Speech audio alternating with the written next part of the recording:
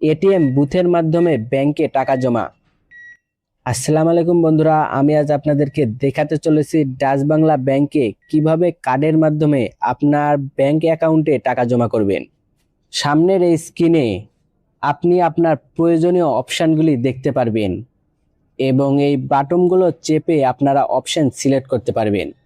আর এখানে আপনাদের কার্ড প্রবেশ করাতে হবে এবং এই কিপ্যাডে চেপে টাকা এবং পিন বসাতে হবে। প্রথমে আপনার কার্ডটি ঠিক এই জায়গাতে এইভাবে প্রবেশ করাবেন, তারপর পিন বসিয়ে দেবেন। তারপর স্ক্রিনে অনেকগুলো অপশন পেয়ে যাবেন, টাকা উত্তোলন, ব্যালেন্স চেক, ফান্ডস ট্রান্সফার, টাকা জমা, আরও অনেক অপশান। আমি যেহেতু টাকা জমা করব তাই টাকা জমা করুনে ট্যাপ করলাম। এবার ক্যাশ বক্সটি ওপেন হয়ে যাবে, এখানে টাকা জমা করব। অবশ্যই 500 এবং 1000 টাকার নোট হতে হবে। তারপর নিশ্চিতে ট্যাপ করব।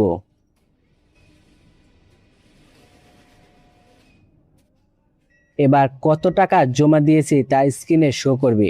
টাকায় কোনো সমস্যা থাকলে অটোমেটিক এখানে তারা ব্যাক দিয়ে দেবে। তারপর আবার নিশ্চিত।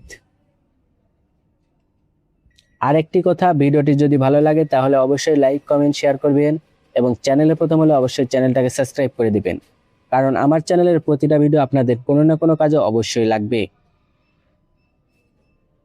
লেনদেনটি সম্পূর্ণ হলে এখানে আপনাকে রিসিভ দেওয়া হবে। তারপর আপনার কার্ডটি সংগ্রহ করবেন।